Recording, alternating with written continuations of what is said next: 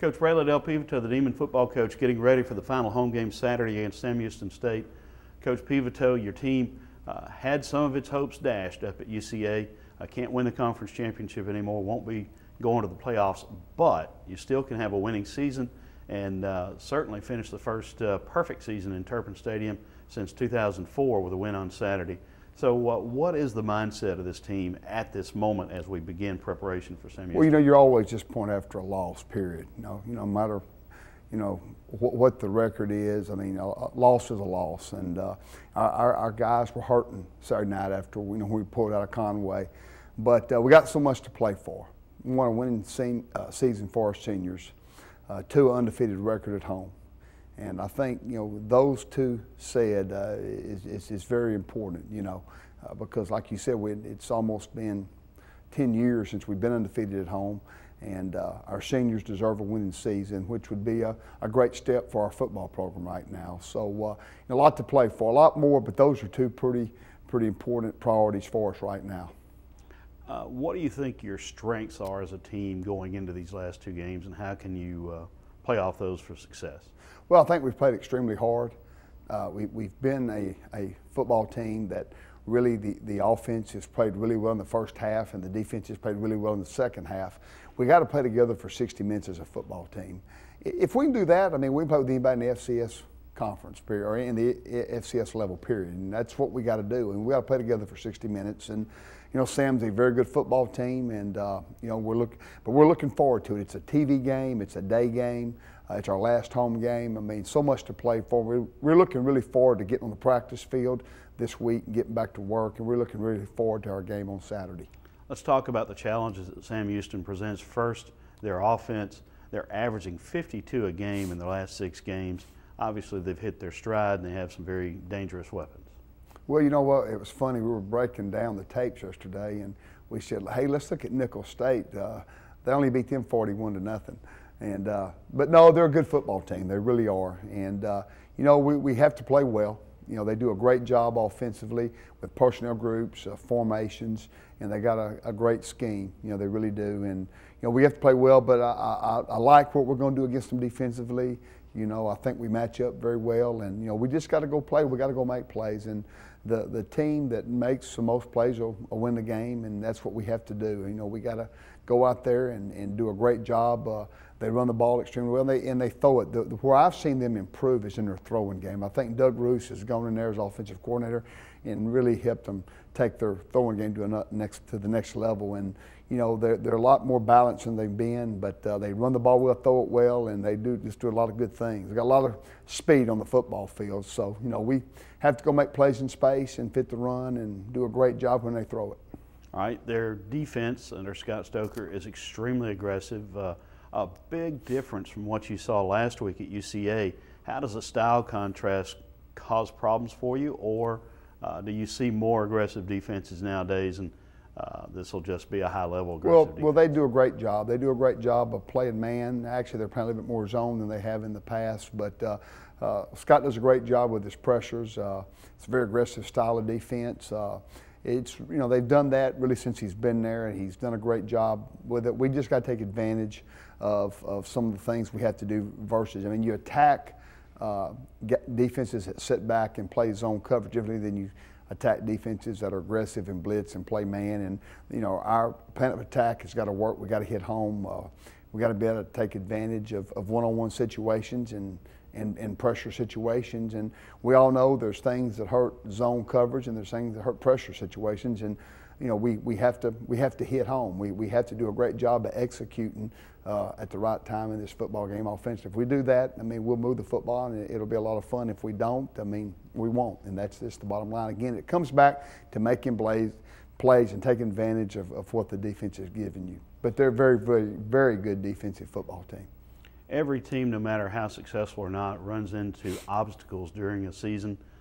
Saturday night on the trip back from Conway, your team ran into what could have been an insurmountable obstacle. Tell us what happened on the trip back and how your team dealt with that. Well, I did happen to be awake at the time, and I saw a car in front of us. I just saw a bunch of stuff flying everywhere. It looked like debris.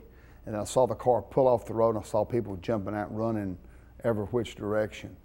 And I'm like, what's going on? You know, I thought maybe the car was on fire. But as we got a little closer, the bus had slowed down. There was a big tree, I mean a big tree had fallen all the way across the road, and this car had hit it evidently and not seen it, you know. And we were just very fortunate that one, I don't know a car being low center of gravity, a bus being high center of gravity, if it would have been worse for us to hear the car to hit it. I think the car might have saved us, because that bus hit, I don't know if we could have flipped or not, but you know, the thought of that is pretty wild. And but what we did, we had to either wait 45 minutes to an hour for people to get there to clean the tree out of the road and move it, or we had to move it ourselves. So we got a bunch of football players off the bus and we moved the big tree and cleaned it up and then took off. All right, I'm going to ask you a paraphrased Aggie joke. How many Demon football players does it take to move a big tree? A bunch. We emptied the buses. But no, you know, Ricky Isaac was with us. He's with the sheriff, you know, was an all-conference defensive end for us, and he was our escort. Just did a fabulous job. I want to brag on Ricky because he handled his stuff like a veteran. I think he stayed behind till the proper authorities got there. We took off on the bus, but he stayed behind, and just was very impressed with him.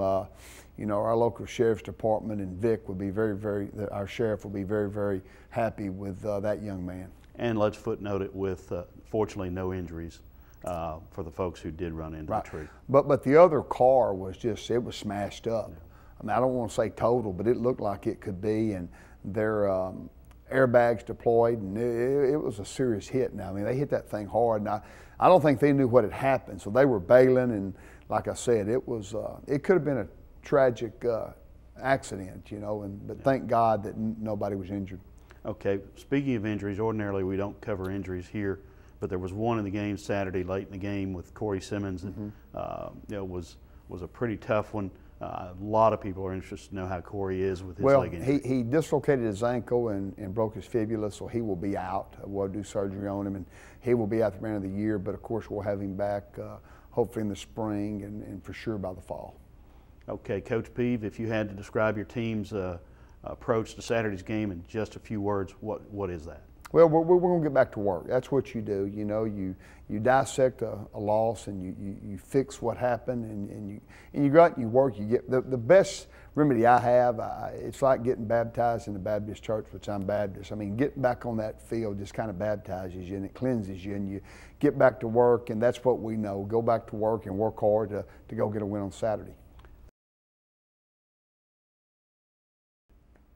We're with senior John Shaughnessy, the Demons kicker, as Northwestern prepares to play its final home game of the year Saturday afternoon at 3 against Sam Houston State. John, it's senior day. You've been here for 4 years as the Demons kicker. Reflect on the emotions you'll have and your classmates will have on Saturday. Well, it'll be a very mixed emotion game. It's very exciting. We get to play the national championship runner-ups from last year. But at the same time, it is senior day, and with our loss on Saturday, it puts us, you know, at a limited time span to play football for Northwestern.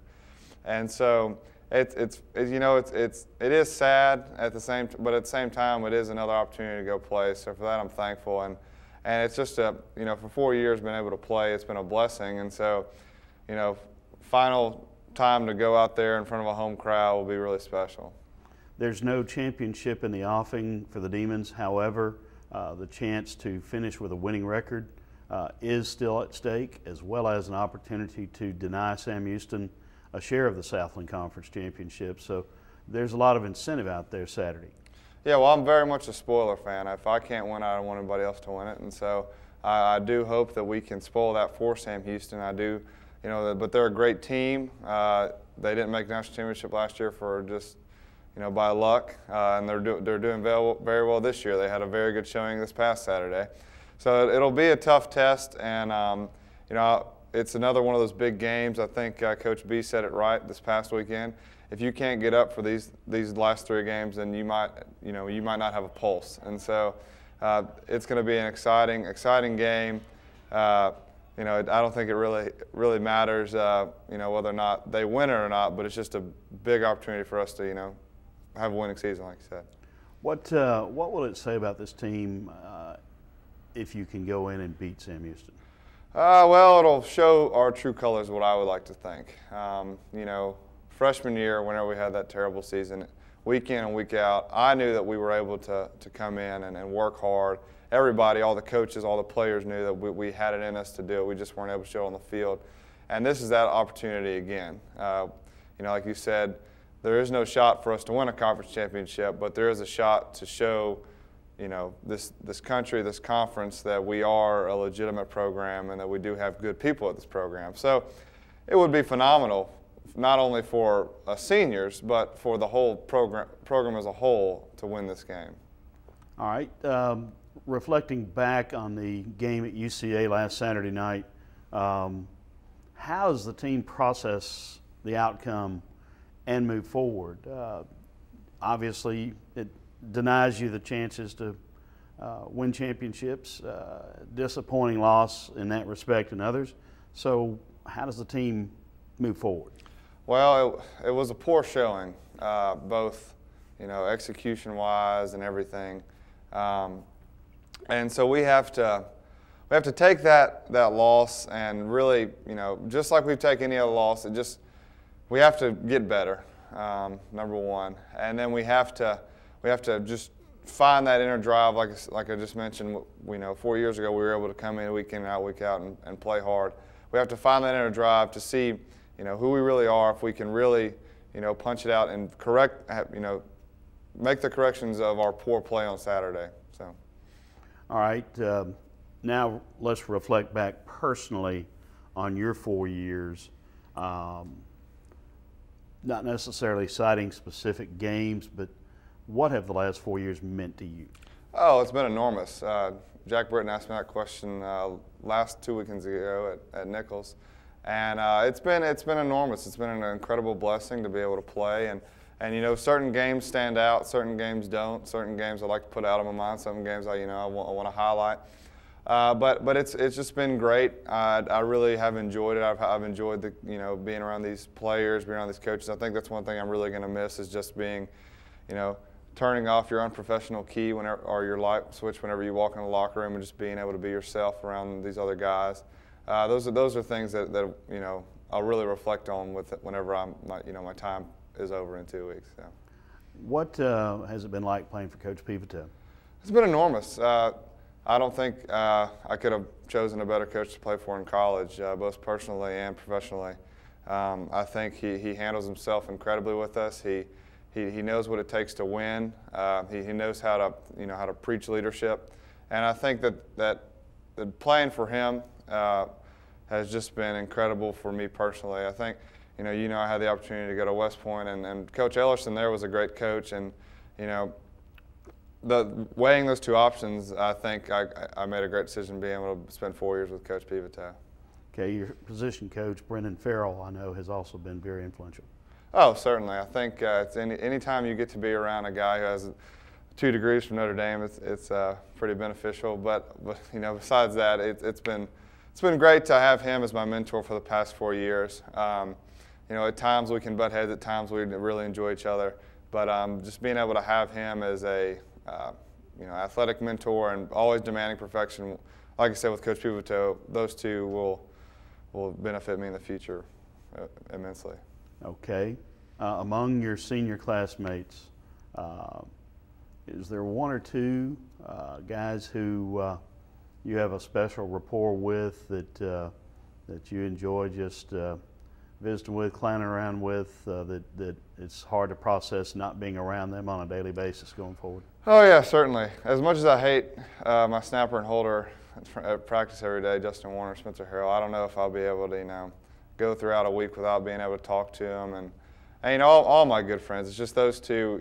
My life kind of depends on them each Saturday, and so it's going to be tough, not being able to have those two to interact with every day, and all the other guys. Like I said, I get to turn off that light switch, and I get to just be myself whenever I walk into the field house, and so that's every person on the team is going to be something I'm going to really miss. Well, your parents' presence in the tailgating area is something that has been very significant over the last 4 years. Do you anticipate joining them in future years? Oh, certainly. I hope they continue to rent out the spot, and there's a big silver Airstream down there, and so you know, I really enjoyed, you know, contributing to the program athletically, and hopefully one day, you know, I'll be able to contribute to the program in other ways, both in you know, my own personal support. There's an election tomorrow, and I'm not talking about Obama versus Romney. I'm talking about the last day to vote on Academic All-District. You're one of our 2 Academic All-American nominees. Do you have a campaign slogan? Well, I hope I can represent Northwestern best of my ability, I guess. I don't really know what else to say for that kind of thing, but hopefully I can get some SID votes.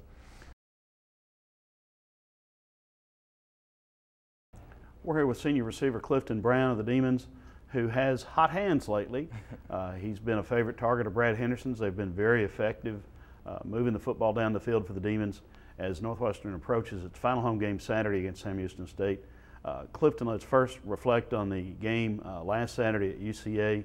A difficult loss to bear, but for a good stretch of the game, the offense really was dynamic. Talk about the offensive performance, both good and bad, in that game. At the beginning of the game, we just came out hot. Everybody was just making the play when it came their way. And then towards the end of the game, we just kind of sputtered out. The ball was just kind of falling our way for us. And hey, UCA was making plays. You got to take your hat off to them. Okay, let's talk about your connection with Brad Henderson. You guys have really been clicking. Is there anything that has changed, or is it just that you're getting open and he's throwing the ball better, or what is it? I think it's just one of them type of things where I'm just in the right place at the right time, just trying to make the play when it comes my way. It's just no particular thing, I don't think. It's just one of them things. With Brad, he's only thrown 2 interceptions all year long, a pretty amazing career record in avoiding the interceptions. What's it like playing with a quarterback like that? It's a great thing when you step on the field as a receiver, knowing you got a quarterback who's going to put it right there on the money almost every time, and knowing he's going to read the coverages and see the right thing. It's a thrill to play out there with Brad. He's a smart player. It's great to play with him. Okay, Saturday you play a Sam Houston team that has a tremendous defense. You played against them last year. You know they're very, very aggressive on defense, and they're going to leave their corners out there and man up against you. So as a receiver, is that a challenge that you embrace? Definitely. As a receiver, you know, when it's man-on-man coverage, you got to love those moments because it's mano-a-mano, it's make a play. The man who usually makes the most plays helps his team win. All right, Senior Day Saturday, describe what your emotions will be. You know, last home game at Turpin Stadium, you know, it's going to be, hey, you're going to have the butterflies, it's going to be exciting. Last one out there, you know, I just want to go out on a good note, give the fans something to cheer about. All right, you're playing a team that's going to be ranked 3rd in the country that went to the national championship game last year, that just beat their last opponent 70-0. Can the Demons win this game? You know, they beat their last opponent 70-0, but you know, the best thing about football, every game is different, and you know, it always comes down to 11 men on the field making plays. So you know, we're gonna get out there, we're gonna give them our best shot. We definitely not gonna lay down, and we're trying to go out with a winning record, and we're gonna go out there and give it our best shot.